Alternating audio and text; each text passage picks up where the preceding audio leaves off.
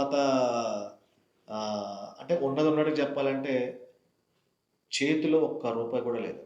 Okay. నా పిల్లలకి ఫీజులకి అప్పటికి ముందు నుంచే ఒక 3 మంత్స్ నుంచి నేను పే చేయలేదు. ఓకే. ఆ తర్వాత నుంచి కూడా ఏం పే చేయలేదు. నాతో పాటు కొన్ని ఫ్యామిలీస్ ఎఫెక్టెడ్ అయ్యారనమాట. ఓకే. సో, మన చర్చికొచ్చే ఒక ఫ్యామిలీస్‌ని ఇక్కడ వాళ్ళ ఫేస్‌లు కూడా పేపర్‌లో వచ్చింది. ఓకే. న్యూస్ పేపర్‌లో వచ్చింది. హ్మ్. సో, వాళ్ళ ఉన్న ఏరియాల్లో వాళ్ళకి పనుల నుంచి తీసేశారు. గుర్తుపట్టేసి పనుల నుంచి తీసేశారనమాట. ఓకే. వాళ్ళకి పనులు లేవు. హ్మ్. పాపం వాళ్ళ ఇంట్లో కూర్చున్నారు. హ్మ్. నేను హెల్ప్ చేద్దామంటే నాకే లేదు. ఓకే. సో, ఆహ్, 8 మంత్స్ గ్యాప్‌లోన హ్మ్. నిజంగా ఎంత అనుభవించాను. సఫర్ అయ్యానంటే. హ్మ్. సో, ఎందుకంటే ఒక పక్క నా దగ్గర ఇంతకుముందు ఒకళ్ళు గిఫ్ట్ ఇచ్చినటువంటి బుల్లెట్ ఉండేది బైకు. హ్మ్. ఈ ఈఎంఐస్ కట్టలేక ఓకే. ఇట్లా ఏం చేయలేక దాన్ని అమ్మేసేసాను.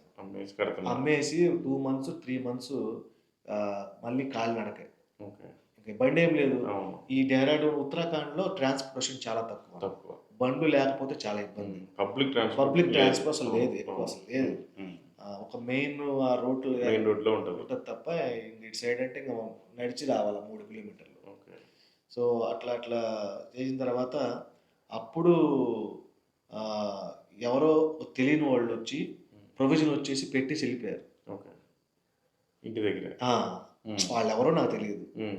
సో, వాళ్ళు ప్రొవిజన్స్ పెట్టేసి వెళ్ళిపోయి సరుకులు, బియ్యం.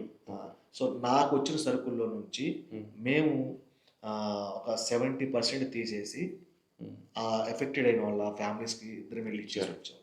ఎందుకంటే మాతో పాటు వాళ్ళు కూడా అందులో భాగస్వాములే కాబట్టి. సో, ఇట్లా ఆ తర్వాత నుంచి నేను అందరిని ఇంకా కసి ఎక్కువైపోయింది. ఇక మా విశ్వాసులకు ఒకటే మాట చెప్తా. ప్రతి సండే నేను ఒకటే చెప్తాను. ఇదే మన లాస్ట్ సండే అవ్వచ్చు. ఎప్పుడు ఏం జరుగుతుందో తెలియదు. ఇదే మన లాస్ట్ సండే అవ్వచ్చు. సో, ఉన్నన్ని రోజులు ఎవ్వరు ఇంట్లో ఖాళీగా ఉండొద్దు. కనీసం వారానికి వచ్చేసి ఒక 3 రోజులైనా దేవుని కోసం ఇవ్వండి. మీరు వెళ్ళి సువార్త చెప్పండి. ఈ రోజు కూడా ఇద్దరిని పంపిస్తాను సువార్తకి. వాళ్ళేంటంటే వెళ్ళి ప్రార్థన చేసి మెయిన్ మీ టార్గెట్ ఏంటంటే శిష్యులను తయారు చేస్తారు. Main disciples. ఎందుకంటే ఇక్కడ నీడే సువార్త చెప్తే ప్రాబ్లం అవుతుంది కాబట్టి వాళ్ళలోనే శిష్యులను తయారు చేసి వాళ్ళ ఏరియాకి పంపిస్తూ ఉంటారు. ఎందుకంటే నేనేంటంటే ఓన్లీ సువార్త చెప్పేసి వదిలేయటం నాకు ఇష్టం ఉండదు. ఎందుకంటే సువార్త చెప్పిన వాళ్ళని ప్రతి ఒక్కరిని శిష్యులుగా తయారు చేయాలని చూస్తున్నాను. అది నా మెయిన్ గోల్ అన్నమాట.